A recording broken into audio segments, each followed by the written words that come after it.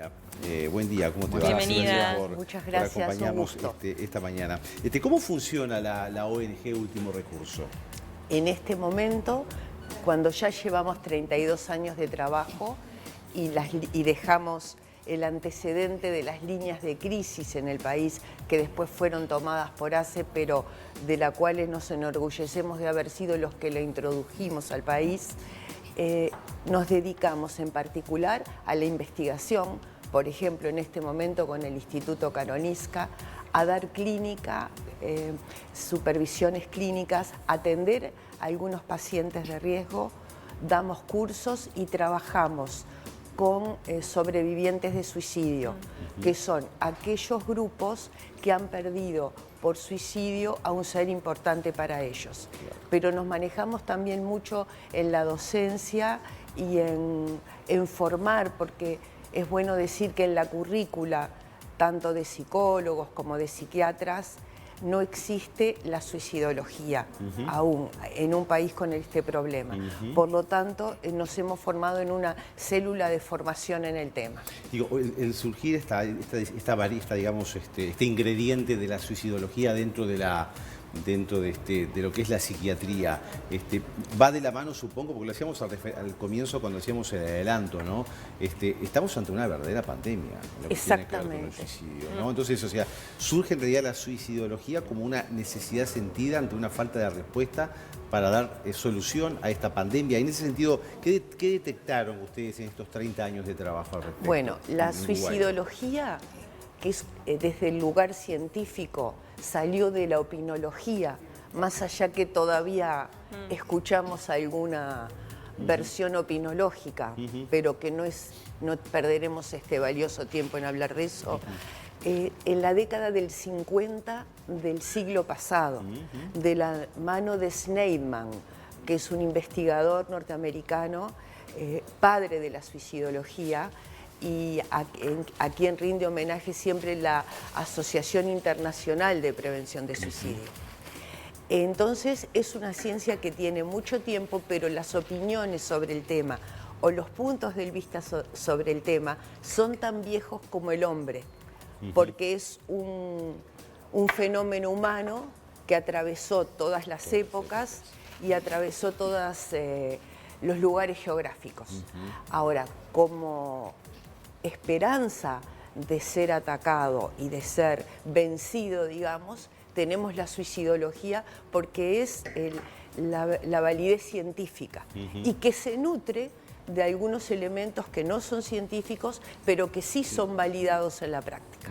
¿Y qué aspectos son los que inciden, o sea, en estas tasas de suicidio? O sea, obviamente tiene que ver algunas que son individuales, pero también supongo que el contexto social, económico... Y que también en los jóvenes, y cuáles son los parámetros que manejan los jóvenes y la gente grande, ¿no? Bueno, que jóvenes la tasa es altísima, ¿no? Adolescentes. Justamente en la pandemia, que se esperaba que con el comienzo de la pandemia bajaran las tasas generales, porque es lo que pasa a nivel internacional en todos los desastres, en todas las pandemias. Eso se cumplió, lo corroboramos. Al principio bajó, pero luego se disparó y se está sosteniendo y aumentando.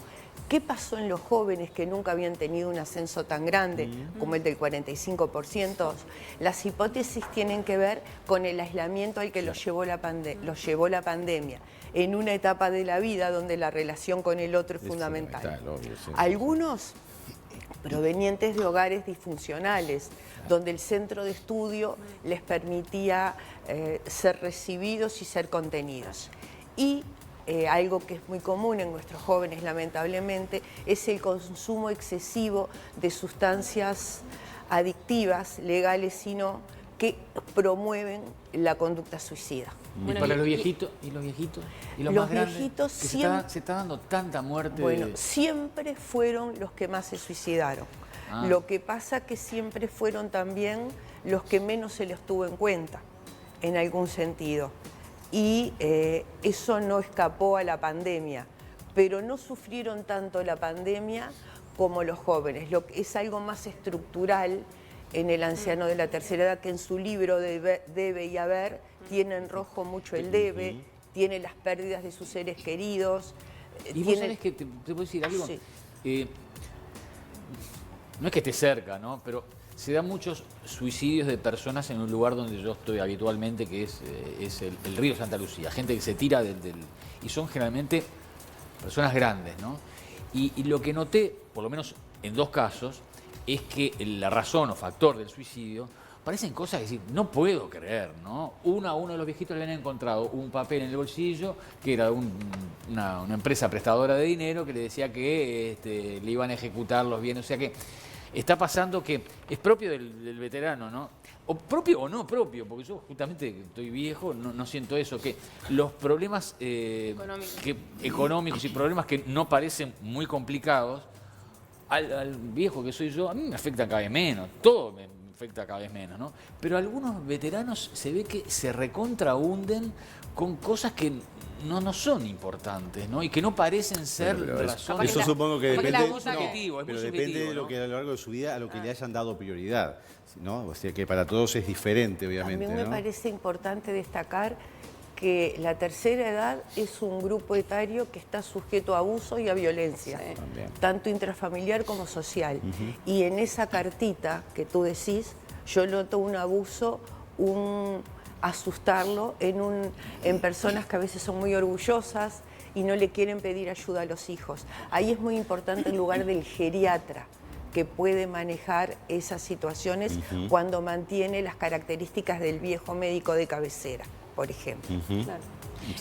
Silvia, nosotros siempre que tenemos acá un profesional, en el caso tuyo que sos psiquiatra especializada justamente en suicidios, aprovechamos el espacio como para, no sé si aconsejar o buscar la forma de alertar, ¿no? Por ciertos indicios o señales que se pueda tener en un hogar, ya sea con personas mayores o con adolescentes. ¿A qué se debe estar atento si se tiene, por ejemplo, un familiar que está atravesando una situación complicada o que tenga tendencias al suicidio? Bueno, siempre tenemos que estar atentos a personas que han tenido un intento de autoeliminación en los últimos 2 años, por ejemplo.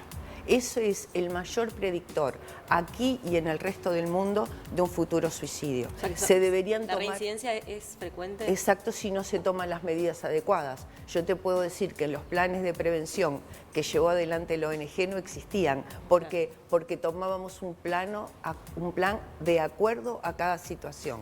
Ahora, si eso se barre bajo la alfombra, se maneja con el pacto de no suicidio, bueno, usted avíseme si se siente mal, no se le da la seriedad, eso es un próximo suicidio que fue anunciado, si se quiere. Eso como primera medida. Después, el avisar que me quiero matar, aunque nos parezca muy banal la razón, amerita que a la persona se le pregunte sobre el tema y se le acompañe a hablar con un profesional de la salud. Muchas veces se acusa a las personas de querer llamar la atención. El avisar o en autoinfligirse daño. Sí, los jóvenes, sobre todo los jóvenes. ¿No? Claro. Está muy bueno lo que tú decís, porque nosotros traducimos el llamar la atención en pedido de ayuda. Hay que traducirlo así. Si yo ahora para llamar la atención me pongo a caminar por un pretil, sería bueno que me la prestaran la atención, porque hay algo que no está funcionando. Mirá, se está victimizando, se quiere victimizar. Exactamente, entonces tenemos que dejar nuestro ego de lado. Claro. Y entre el enojo o mi ego, la prioridad es el bien mayor, que es la vida del otro. Y esos son los protocolos que hay que tener. Claro. Por eso hay que formarse en el tema y hay que formar a la comunidad también para que pueda ser referente y detectar esas situaciones. Exacto. Ahí vemos 0800-07-67 o asterisco 07-67. O sea, la gente obviamente se puede comunicar a ese número. El número ese, Silvia. Es el número de ACE. No se puede poner un número Y habla con ACE. Nosotros teníamos el 0800 Vive, que funcionó desde el... Funcionó, y el 094-440877, el primer número de línea del país, que me acuerdo que lo donó una empresa de telefonía privada y que, bueno, ya sí digo el prefijo, se pueden dar cuenta cuál era, y que funcionó por casi 30 años. Lo que pasa que después el Estado, hace como 4 o 5 años, quiso tomar la línea y tomó sus miramientos y ni siquiera sé si hay seguimiento, pero sé que tienen, lo que tengo entendido es que atienden las 24 Porque uno, horas. ante una situación de este tipo, obviamente, bueno, hay un primer lugar al cual hay que dirigirse, sin lugar a dudas, y cuanto antes. Y a veces eso no es fácil tomar la determinación o tener, por ejemplo, en la cabeza este número para para comunicarse, Porque ¿no? son Y eso, segundos, eso ¿no, es Silvia? importante. No son porque, segundos claro. que si vos podés de alguna manera zafar de esos segundos donde tenés... Enfriás el partido, ¿no? como decía Obdulio. Y ¿no? si enfriás el partido, Es así, ¿no? das la chance a que se puedan tomar las medidas pertinentes. Claro. Por eso hay que acompañar a la persona y retirarle las noxas, Claro. que son todos los elementos con los que se pueda dañar. Y bueno, y es importante que si va a una emergencia de ACE o privada, haya quien la reciba. Nosotros, si vemos las estadísticas, veremos que 33 es el que se disparó, pero 33. Coincide con la jubilación de muchos colegas psiquiatras y la no reposición de los mismos en la época de la pandemia o a posteriori.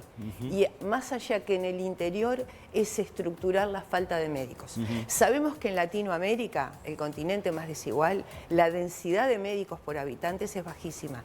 A pesar de que nos distinguimos como república y en muchas cosas, ese aspecto, sobre todo en la zona rural, y en la parte de la salud mental no ha sido resuelto. Es que a nivel todavía. nacional los psiquiatras se está faltando a nivel nacional. Sí. Es Exactamente, tremendo. El déficit, exactamente. Inclusive es una Cipriani realidad. hizo un llamado, Sí. pero no pudo llenar todos los cargos porque no... Las vacantes. ¿Sí? Silvia, Exacto. ¿cómo va a ser esta mesa redonda junto a la Comedia Nacional que va a estar presentando 3 funciones de teatro, ¿no? Para dialogar sobre este tema? Bueno, realmente para nosotros es un gran gusto porque en los cursos formativos nosotros uno de los instrumentos que utilizamos es el arte.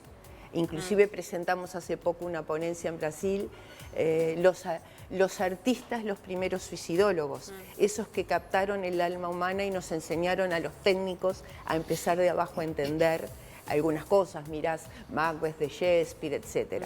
Bueno, y justamente la Comedia Nacional, comprometida con la comunidad, tuvo ese gesto de poner esta obra que trata el tema, pero también de hacer una charla a posteriori, para que se pueda analizar, para que se pueda entender con esperanza, sacándole el romanticismo sin dejar de respetar el arte, donde estamos juntos, bueno, la gente de Último Recurso, pero también hay personas que integramos el grupo de la Ley de Educación Emocional, que también está en marcha, y que, bueno, juntando fuerzas para que además desde otras miradas y desde una manera atractiva también se pueda acceder al conocimiento. Ahora, si voy a ver la obra, después me puedo quedar a la charla. Claro, Por supuesto, perfecto, qué va bueno, a ser un gustazo. Más allá de lo que es la capacitación, ¿no? Que esto es importante, que tú decías a distintos niveles, supongo que también se dará con centros educativos, etcétera, como una forma de hacer... Sí, y de empresas nos llaman también. Hacer visible el tema. Gerentes preocupados por el comportamiento suicida de sus funcionarios, Claro, por ejemplo. sí.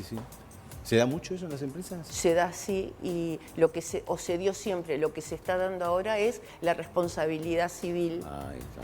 Y también desde los sindicatos, desde el otro lado, con la conciencia de que esto se debe intentar evitar. Claro, y aparte asociado a dos temas fundamentales, como son el acoso sexual, el acoso laboral y el moving a nivel laboral, ¿no? Pero Eso que en también algunas personas predispuestas favorece. ¿Sabés que lo que pasa? Hemos visto que el trabajo es un factor protector.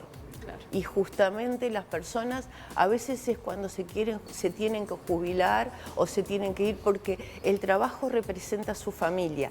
Es más, ser sobreviviente de suicidio, si sos hombre, de un compañero de trabajo varón, es más duro a veces que de un propio familiar consanguíneo, por la importancia que tiene ese rol para el varón. Increíble, ¿no? Y más allá de lo que es este rol educativo, de formación, ¿cuáles son los recursos que maneja la ONG específicamente en lo que tiene que ver con ayuda? Bueno, ante una nosotros situación. tenemos clínica, recibimos pacientes, consideramos la situación económica de cada uno.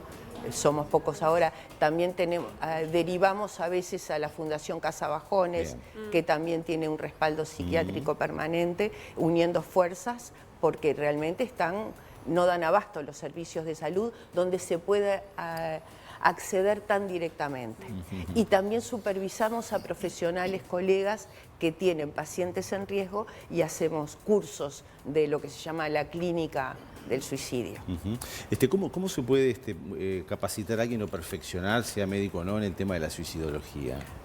Nosotros nos pueden escribir a contacto@ultimorecurso.com.uy, entrar a nuestra página web www.ultimorecurso.com.uy, donde difundimos las charlas, y al 094-440877. Ahí no se precisa ni que se sea médico, ni que sea psiquiatra, o sea, cualquier Porque cuando persona nosotros referente de una comunidad puede formar parte como de esa trabajamos, capacitación. bueno, en varios lugares del país, pero la primera fue en el Cerro, que es un grupo donde se dice que ahí tiramos la semilla en una tierra especialmente fértil por la solidaridad de ese barrio, y quedaron grandes referentes que todavía están ayudando.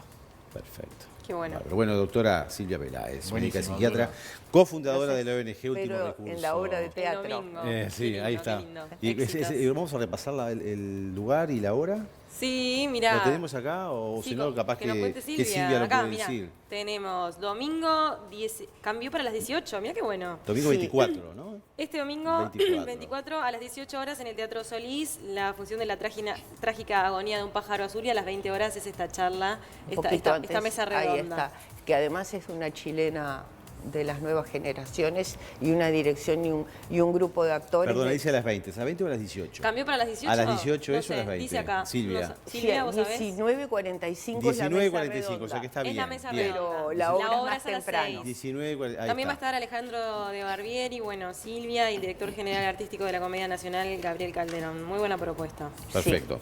Muy bien, Silvia, muchas Gracias gracias. a ustedes. Y éxitos y adelante con este trabajo que realmente es necesario. Y bueno, y también invitar a la población en general a que se forme y se capacite, porque Y es una agradecer forma de siempre trabajar después en red y al disminuir estas periodismo cifras, ¿no? uruguayo, que nunca nos dejó de a pie en ningún momento histórico de la ONG.